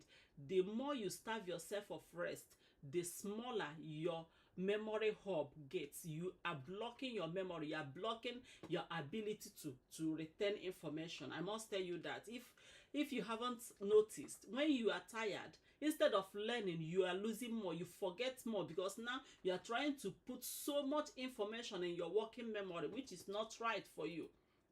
It doesn't help. Once you put so much information in your short-term memory, you will lose more, because you keep forgetting, you forget more. It's just like you have opened a tap that will pour a liter per hour, and now that's the basin you are using to hold it is leaking 20 liters per hour. It doesn't make sense. So when you are tired, rest. Make sure you take your rest serious, and make sure that your rest is always prioritized. When you are prioritizing your work, prioritize your rest. Your rest is as serious as your work. Don't take it for granted. Don't think, oh, it's because I can't allow them to think that I'm lazy. No, you are not lazy. Your rest is not being lazy. Your rest is part of you being productive. Another thing that you should not do is you trying to multitask, especially when you are preparing for exams or you have a deadline. Please, multitasking is going to make you pay your time, because it is not your best interest. It takes your attention away, and for you to multitask, you have to move between job, you have to move between at the same time. So you have to pay time compensation, which you don't have, and that is not what a student should do. When you are preparing for exam, please avoid every multitasking. Focus on a job each time, and when you are finished with it, you can go to the other one. You can allot time to each job. That's also a way to deal with so many things. You put time slots to each of them, and say, okay, after mathematics in 10 minutes or in 30 minutes, I will go and do this, then I will go and do this. Please do that, but avoid multitasking. It's not good when it comes to you improving your brain, improving your memory. So let's talk about how to improve our score, how to improve. What people are always interested, because I used to talk to students both in fellowship, outside, and in workshops. How the most interesting part of it to them is how do I learn more? How do I learn more? How do I retain? How do I remember? How do I pass my exam? Most of them go straight to how do I pass my exam. Remember, there is life after that exam. So it's not all about passing exam. After passing your exam, you still need to pass your work. In your workplace, you still need to be the master of your workplace. In your workplace, you still need to make mark. So all you need is improving your memory, improving your ability to think. Some people no longer, they weren't even thinking deep, but now it has gotten worse because they are spoon fed by the technology that has been providing answers easily. Once they need answer will come out, and that is like spoon feeding people. That's like just making things worse for some people that are not already thinking. So if you want to improve your thinking, you want to improve your ability to think, then you need to intentionally work on your retention ability. You need to intentionally work on your ability to recall information. So you don't go back to ChatGPT, to Google, to just name them all and ask, after asking them, oh, what is my birthday today? Then you go back again tomorrow. Oh, what is my birthday tomorrow? You know, that is not helpful. That's not helpful. So what you need is for you to be able to retain information and recall it. I'm qualified to tell you that because I've been through so much school. I've read and I've passed and I've seen the struggles of students. I have taught, so I understand it better. So I'm in a place to tell you what works and what doesn't work.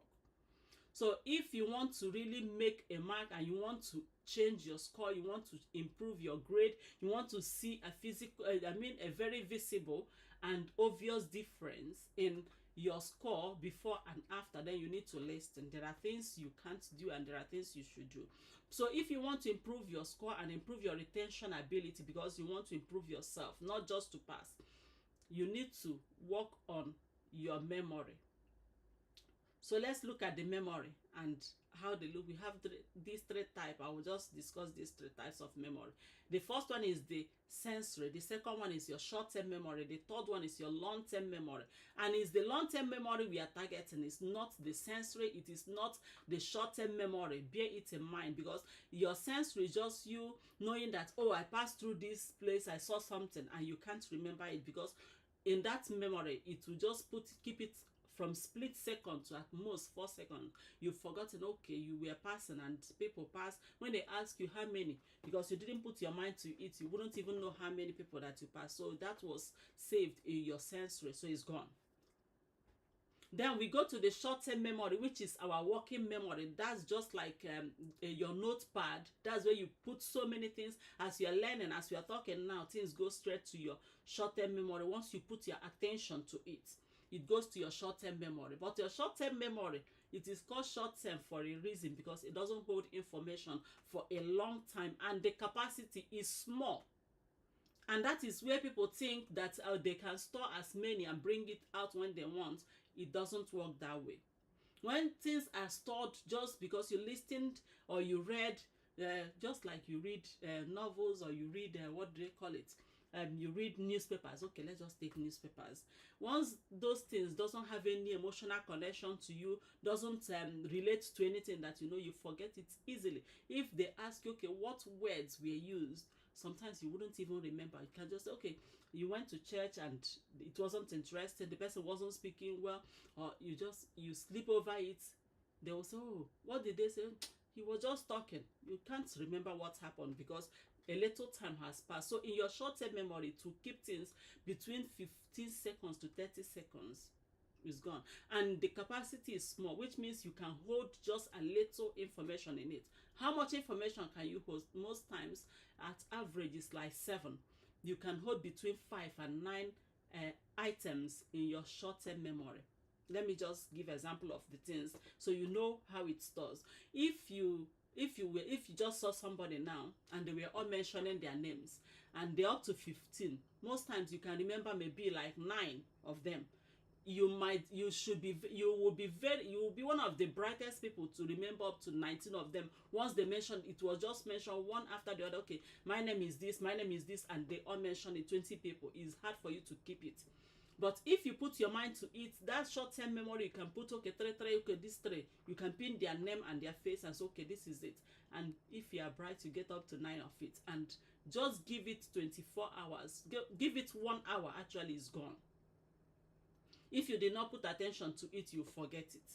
And our brain is designed in a way that it forgets things easily. It's not that it is easily, it is because it's trying to filter things that matters to us and things that doesn't matter to us. If it doesn't matter, it will throw it down. If it matters, then it will bring it up and store it.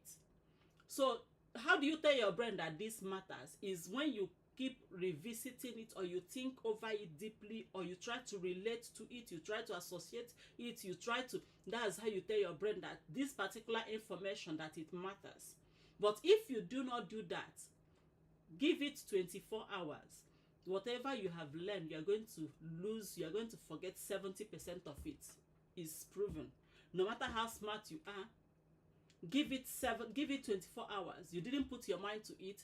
You didn't remember those names anymore. You didn't go back to check, okay, no, you try to review the names, try to put their faces to it, try to remember what happened. You will see yourself forgetting it. Within 24 hours, you might be able to remember 2 or 3 out of the names. That's how the short-term memory works. And the capacity is very small. Let me have water, please.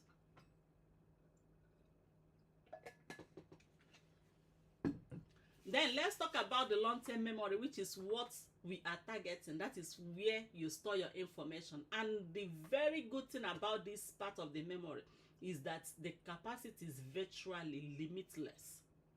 Why we say it's virtually limitless is because some people might have limited theirs. Some people might not even know how big their memory is. But just think about, think of your brain as a living machine. Think of it as a living computer, and your brain now is with the memory capacity that any computer can't have.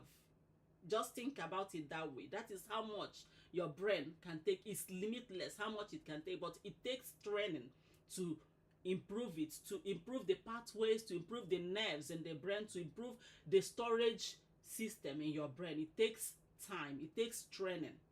But if you didn't train it, you think, oh, you keep forgetting, you think that it's too small. No, it's not small. Your long-term memory is virtually limitless. The capacity is big. You know, we are buying computers. Sometimes if you are buying some of the computers, let me not be calling names, they will ask you if you want to change the memory as you are buying it. So it's good you start early to train your memory, to train your thinking. If you have children, start early. If you have loved ones, younger ones, start early. Even as you are, it's not a waste of time to start training your memory, to start training your brain. Do you know why? Just like any muscle on the body, our brain needs training. And the more you train it, the more it gets strengthened. But if you don't train it, that's how it will keep going down and down. But if you start, no matter the age you start now to train your body to take a walk, it still strengthens it. So it's not a waste of time to strengthen your memory. Try it and you see how it will work for you. It will improve it. So let's look at you now training your memory. What does it mean? It's not like lifting weights. Lifting weights, it helps because anything that you do to improve circulation, blood circulation, also helps the brain. But now what your brain, your memory actually needs for training is challenges. You need to challenge your brain. You need to make it think. Don't stop thinking. Don't hand over your thinking to technology. Don't hand over your thinking to people. And so, you know, some people, when I used to when back then, because now is frightening actually. Back then, you see people trying to bribe. You see people trying to cheat their way through exams. They are cheating themselves because you are paying school fees to learn, for crying out loud. You are paying school fees to improve yourself. If you are not learning, the best thing you should have done is to seek out help and see if somebody can help you to learn. But you see them, they will go and pay, and some teachers, some lecturers are not helping because they are the one misleading these people. So if you have been one of them, they have cheated you, you have every cause to ask them to give you that money back, because it's the highest form of cheating. So for you to improve your mind, please try to challenge your thinking. Try to challenge, when you read, try to learn from it. Try as much as possible to interpret it. Don't keep going back to read and read and reread. That doesn't help. So what am I saying? Is not reading and rereading and rereading that helps, but you have to apply some techniques to reading and to learning for you to make a mark, for you to come out on top of your class. That's the best. When they say, okay, the 1%, the 2%, the 10%, these are human beings, and your brain can do it. You got it. You can do it. If it is cum laude, you can get it. Do you know why? Because you are sure if you follow these techniques. If it is distinction, you can get it. All you need is to put a little more effort and use a structured technique to get what you want, and then improve yourself, improve your own mind, improve your own brain, improve your knowledge, equip yourself, and should I say, give yourself that's what you need to function. So how do we do it? The first thing that you need to do is to learn to do spaced repetition. Repetition, what it does is to strengthen your memory. It strengthens the nerves. It keeps telling it. You go back to it, but you don't just repeat like you read again, or maybe let's just you were learning about mitosis in biology. After reading it, you want to write it, or they ask you don't know it. Instead of giving yourself time to think through it, you go straight back to go and read it again. That's not helpful. You're not helping your brain. What you do is to try to see, okay, try to relate. When I read it, did I see any keyword? Is there anything that can help me remember it? If you can't remember it, that's the only time you go back to it. You have to try first to retrieve it. And retrieving is exercise. That's the only way. That's like your workout. You are giving your brain some workouts. Like you do your body, you go running in the morning. Recall is a workout for the brain. So you try to recall. If you can't recall, that's the only time you are allowed to go back and read it again. Do you know why it will help at this time? Because now you already know that, I can't find what I'm looking for. Now you already know that, this thing I'm looking for, I need to connect it to something, so I will remember it. It will help you remember it. Then after you have done that spaced repetition, and you have to do it increasing the distance of the spacing. The first day after learning, don't go back to it and keep rereading and rereading. When you keep rereading, it's just like you staying in a place where they keep playing the same music. Whether you like it or not, you're going to learn that music. But actually, you don't understand that music. Your body is just going to learn. Your brain is going to be tricked into thinking, oh, I've learned this.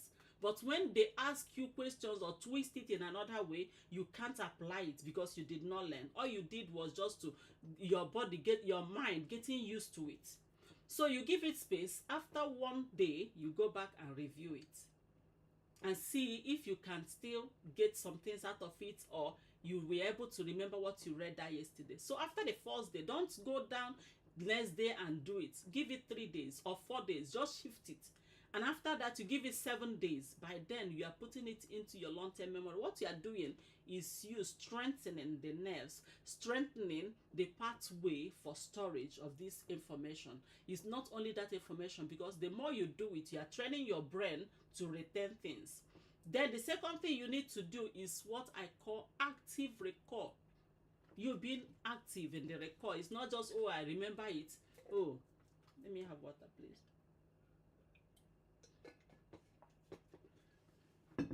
Yeah, I drink a lot of water, sorry, especially when I'm speaking. So what you do is active recall. Active recall is going to help you as a student. It's very crucial for you to exercise your brain. That's just like your workout. You exercising your brain, you put it in, you bring it out, and see how fast you can bring it out, and see how much you can bring out, and see how effective you can apply it. It's only during this active recall that you exercise those things. And how do you do active recall? After the repetition, after you've read and you think you understand this, the next thing you need to do is to write it down. Take a pen and paper. Try and summarize it. Try and write it down. Don't be lazy when it comes to learning. When it comes to your memory, your writing, I can still remember, some people, if you go to any psychology, I don't know whether they might have it, because that's their study actually. So if they will tell you that you need to write it down, but I can still remember me trying to write it down even the first time, because my brain works very faster than my hand. So sometimes I don't even write it well. I'm just using my hand, trying to do as if I'm writing it, but I'm putting my pen on paper, pencil on paper, and moving through it. what you are doing is you are writing it straight into your brain. And if you write it properly and you're able to replicate your notes, or you're able to replicate the idea, for me, I don't usually say it's replicating your note, because I don't normally use the words. What I do is, after reading, I try to interpret it to myself. So I know I get the idea in what I've read. If I'm able to replicate that idea, then that's a progress made. Then I can summarize it. It's time for you to now summarize it, speak it in simple language, say it out. After you've written it, say it out. Try to say it out. Even till today, it still happens to me. I do a lot of studying, so I know that you being able to write it down doesn't mean that you can remember it for a long time. But after writing it down, if you're able to say it out, you don't need to say it to anybody. You can just say it to yourself, to an imaginary friend that you are teaching, or to a child. If you have a child, that is perfect. Do you know why? Because they don't understand you. You are trying to say it in simple language, in simple terms that they will understand. And as you say it, you are writing it straight in your brain. So say it out.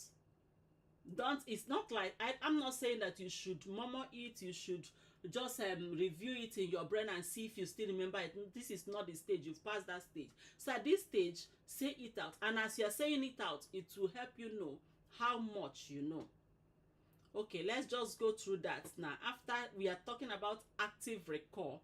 So we've talked about you closing the book, writing it again, saying it out, making a summary. Another active record technique that's very important for any student, for anybody. If you are going for interview, or you have something that you have to do, what you have to do again is for you to quiz yourself. It's very important. Quiz yourself. So don't go and think, oh, I know it. Try and ask questions around what you've learned, around everything that you think you know. Set questions for yourself in your mind, answer them, then set it out and write them. Quiz yourself is very important. So if you are there, please invite others. You can be tapping, and let's get others involved, as many students as we can have, because for me, I don't really have much time, but anytime I have time, I will be coming to speak. So it's very important to us to bring others, those that are struggling with their studies, those that are struggling with remembering things. No matter what you are doing, even if you are not studying, you will need your brain, you need your mind, you need sound mind, you need deep thinking to even use these tools that we are provided with. To use them effectively, we need to think deeply. That's the only time you will use it better than others. Because in this world, whether we like it or not, it's not only you that wants what you want. So many other people want it, but how do you get it? Is because you have what it takes. You have what they don't have. So you need to think deeply. So we are talking about active recall. Now it's time for you to quiz yourself. Ask yourself questions. Set questions out and answer it in that area. What you think you know already, set out questions, answer it, and see how much of it you know. So if you have completed this active recall, which I've talked about, space repetition, we've talked about active recall. Remember, I said that space repetition is strengthening your nerve, is telling it how to store information. Then active recall, just like any other exercise of the muscle, is the exercise of the brain. Is trying to exercise your brain how to retrieve information, how to put it and retrieve information. So you recall it and see how much you recall, and you write it down. So you exercise your brain. You are giving your brain a workout. Then we move forward to visualization and association. Don't jump this step. Anytime you are learning, it might sound as if it's a long process, but you will see yourself that if you follow this, that it takes you shorter time to learn than just reading and reading whatever technique you'll be using. Because I've seen a lot of students, I've seen my own classmates, I've seen those that I've taught, I've seen adult students, I've seen adult learners and young learners. So I understand what I'm saying. So many people, they study in several ways, and you see them that they are putting much effort, but it's a pity that their effort is not paying. That when you are getting it wrong, putting much time and effort wouldn't solve it. It's just like you are going to point A and you see yourself, you're ready towards point B. The only thing is to come back. Moving and putting more effort towards that area wouldn't help. It's not going to change things for you. So it's for you to learn the techniques. Then with that much effort and time, you see yourself excelling. You already have the tenacity and the strength to do it. So now you put the right technique, that's, you're already flying. So let's look at visualization and association in learning. So when you learn, try and visualize it in your mind. Try to create a mental map, a mental story of it, a mental illustration or picture of what you have learned. Don't just learn it. These things are the things I tried. The things I'm telling you are the things that I did. I never knew their name or what, but I tried every possible way to see how to learn easily and learn better, because I had so much. Just like I still have much doing. I'm working, I'm a student, I'm a researcher, I'm writing, I'm a writer. So I need to do it efficiently and still have time to go to church or to go for every other social activities. I still need time. As a mother now, I still need time to be with my family. So you need to structure it. You need to get it right. So you have much time for rest. You have much time for other things. So you try to visualize what you have learned. If you learn mitosis, they have explained to you how the cells, how it breaks, mitochondria, you try to visualize it. Try to bring it into your mind and put it in a picture. Try to tell a mental story of it. Try to get what that thing that you have learned. There is no way you can't create a mental map or a mental picture, illustration, or whatever you know that you used to remember it. Do you know why? Because your brain stores easily illustrations and pictures than words. It's easy for it to store it, and it's easy for it to retrieve things that are related to what you already know. If your brain already stored something that it knows, and now you connect what you don't know, what you are learning, to it, it's easy for your brain to bring it out. And that brings us to the other part of this visualization and association. So try as much as possible to associate what you have learned to what you already know. They are teaching you all the technical terms. Is sounding like, try and relate it to the things that you know. If you don't understand it, you can ask questions. May I know, is there anything that I know that this thing can be applied to? You will get one or two things that will help you remember it. So try and relate it to the things that you don't know. The things that you know, the things that you don't know, relate it to the things that you know. And if they are abstract terms, there are so many things that are abstract. If they are abstract terms, try to relate it to things that are tangible. So your brain can easily retrieve it, because there is something is attached already to in your brain. Have you asked yourself, why is it that when I'm taught in class, maybe I went somewhere and I was taught in a workshop, easily you forget them, but it's hard to forget any embarrassing situation. It's hard to forget any situation that celebratory. Let me just say, maybe you won a prize.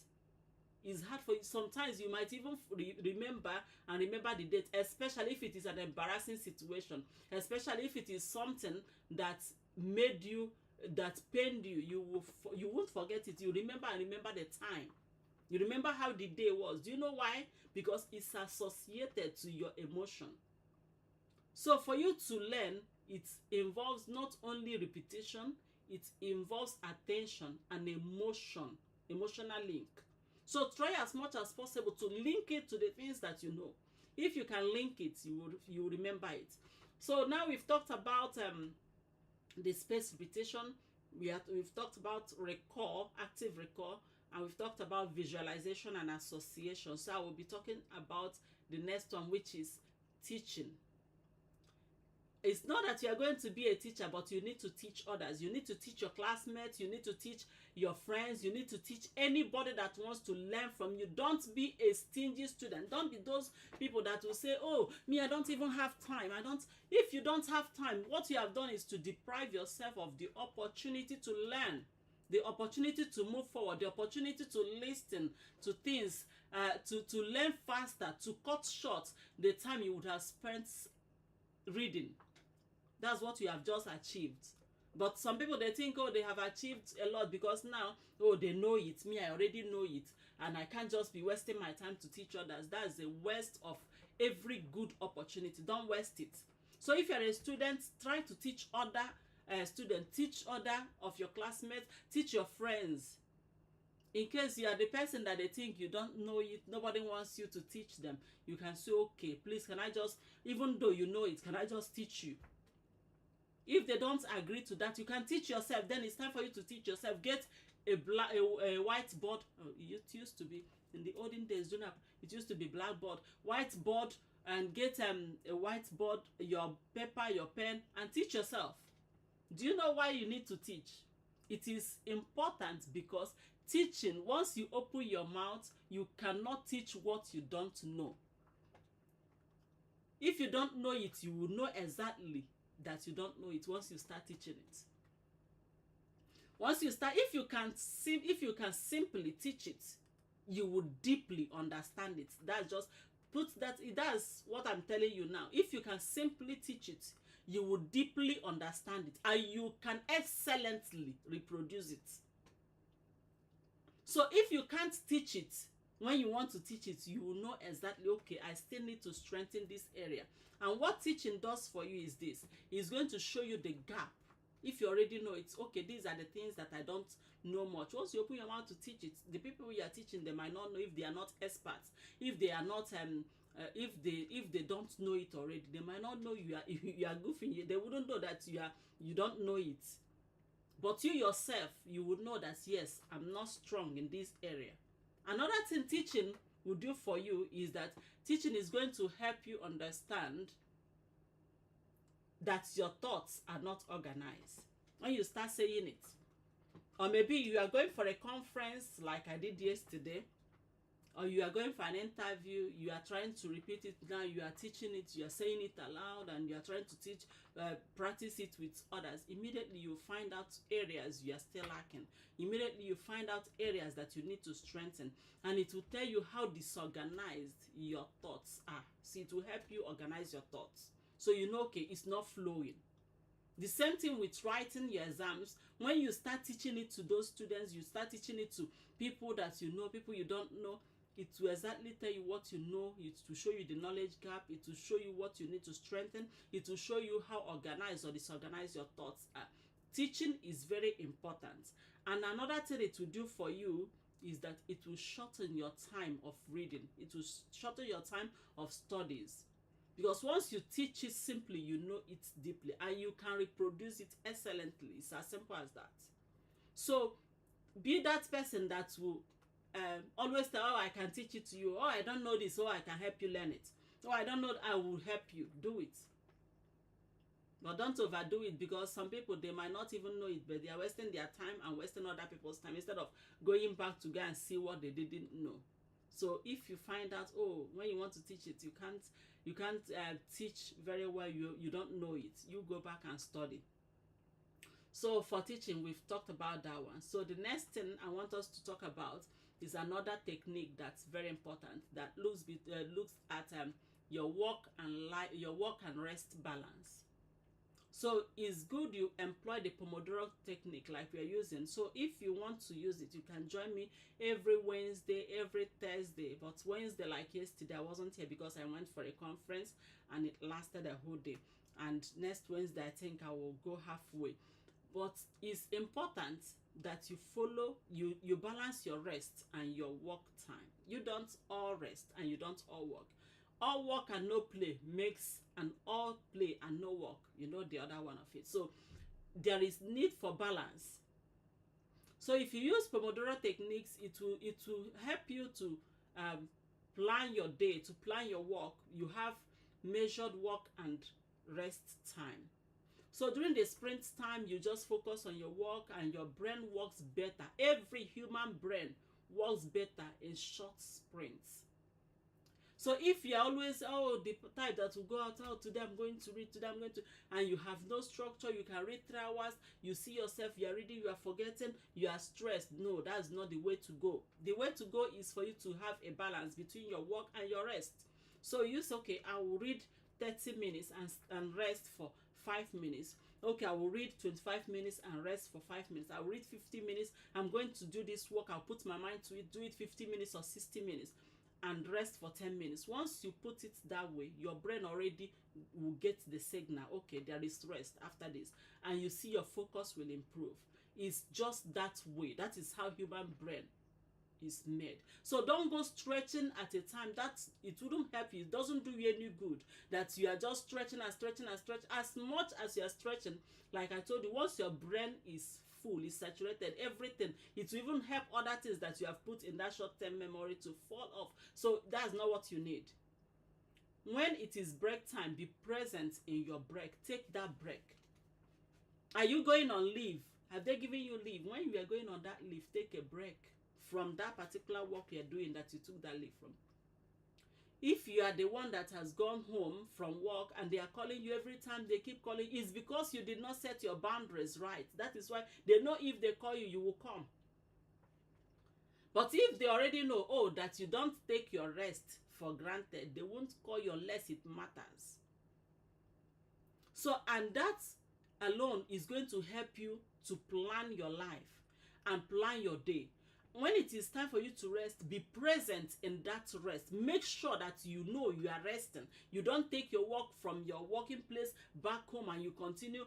That's not resting. You are not giving yourself that rest. So tell your brain, okay, when it is time to rest, you are resting. Now, once your brain has got that signal that when it is time to rest, you rest, you see your brain will perform better.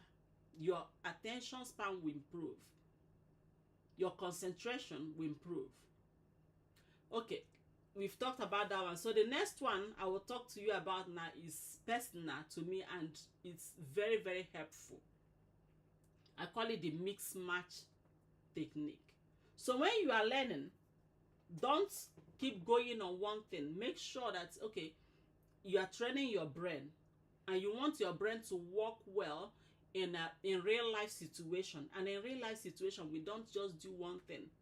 In real life situation, as you are even in the office, you deal with so many other things. You're not a machine that does only one thing. So your brain needs to learn how to retrieve information from different pathways and to do that fast also.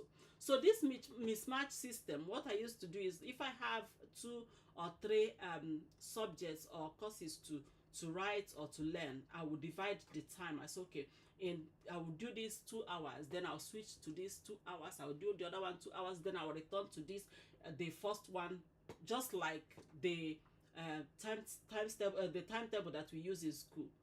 If you can plan your work that way, don't just keep monotonous job. It's boring, and it's not just boring to you, it's making your brain not to learn to retrieve information fast and to do it efficiently. Because if you go from mathematics, which is full of logic, to biology, which is full of relationship and layers and steps, to economics, that's, you go back to mathematics.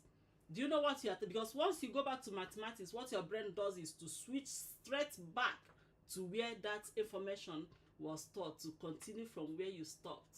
So you are teaching your brain to not only to store concepts, but also to remember concepts and the context. So in what context is this used?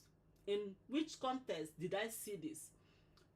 You know why? Some people will go to the exam hall, they read bio 221, bio 3 this. At the end of it, they will get to the exam hall, they are confused. Where did I see this thing? This question they are asking now, is it in 2 or in 3 or in 1? They're asking themselves that question, and at the end of it all, you see that they might make mistake and take something that they read in another course and put in another course. But if you have been using this mismatch system, training your brain to retrieve information from different pathways, it will make you ready to retrieve information. Your brain will go exactly to where it was stored and bring it out and know, okay, which course this thing belong to. So that is what the mismatch does, and it did for me, and it does for people that have used it. So don't go learning one thing for a long time if your aim is to train your brain to think deeply and to think in webs, to think like a system. Then don't go, you keep, when it is maths, you do all maths every day, when it is English, you go. No, give it time and try to switch from logic to relationship to steps, so your brain will know how to retrieve information from different pathways. Another thing I also speak about, because I'm already have spent a long time, that's 6 hours and 41 minutes. So the next one I'll be talking about now is your brain, how to store information, a lot of information in your brain, just like the system, just like the computer zip information and store a lot of information in a zipped file. So if you are preparing for exam, this one is very important to you. It's very important to me. It's very important to anybody that is handling a lot of information, especially those that are writing exams. If you are going to write exams, you know there is time limit, and there is this pressure that comes with exams. Sometimes that makes people to forget what they have learned. So this one is very important to you. That's using abbreviations and acronyms, using short words to remember. So you can just find out the keywords and use them. Develop acronyms, but don't overdo it. Don't do too many. If you have too many, it's going to make you to forget. It might confuse you instead of helping you. It might even make you to forget the things that you've learned. So don't make too many acronyms and abbreviations for your exam. So what you have to do is just put it, and okay, for this course you have like 5, 6, I remember it. A stands for this. Okay, this is read, and this read, R is this, E is this, A is this, D is this. So when you do that, what you have done is that you have just zipped a file. Because when you unzip it, you see yourself now, you might be able to write 2 pages, 3 pages from just that one word. It's very helpful. And you know, some people, they will think, oh, I know it. They will ask you, oh, do you have any acronym for this? No, don't do that, because you still need to learn what is under those letters and under those abbreviations to pass. So you need to work on it, read it, then develop the acronyms or the abbreviation. It is easy for us. We still remember the rivers, the major rivers in the world. You still remember, you know, there are so many acronyms, like the board mass. I normally use that easily. The pandas, the board mass, that will show you the steps, especially for subjects or courses that have layers, that have flow, that have steps to follow. Those ones are the ones that you should develop the habit of using acronyms and abbreviation. They will just zip the file for you. Once you open it, you can write forever. That's it. So I will end here. Next time we'll still talk about it and other techniques that you can use to improve your scores, to improve your grades, to improve your understanding, your retention of knowledge, your retention of what you've learned, and your ability to record it and to record it efficiently. So I always come here in this space for this study workspace every Wednesday by 10 in the morning and end it by 4 in the evening. So if you haven't joined me, do well to join, follow, bring others, because you know, when you look at people are not coming, it looks like it's a waste of time. Maybe if it is, I don't mind really, but it's okay that people learn how to improve their own life, because it has helped me, and I don't think it does anything to me if I say it to others and it helps them. And that is why I'm here. It's not paid for. You are not paying me to teach you. You're not paying me to tell you how to improve yourself. So get students, get those that wants to learn and those that wants to improve their memory, to join every Wednesday, 10 a.m. to 4 p.m. That's 6 hours. And we are not working at a stretch. It's the Pomodoro technique that we are using. So we work for 50 minutes and rest and take a break for 10 minutes or speak for 10 minutes. So that's the twist. So I'll be seeing you again on Wednesday next week. So it has been a lovely time for all those that were here, for those that gifted me, for those that send their chats, and those that has been here. So I'm really, I appreciate your presence. I appreciate you being here. I appreciate it. So thank you so much. And on Wednesday, I would like you to also bring others to join us. You can drop your hat me if you want to belong. Please, if you don't want to belong, it's not by force. And you can support with your presence and with your questions and with your comments, and that's really helpful. So thank you, and I will see you again on Wednesday.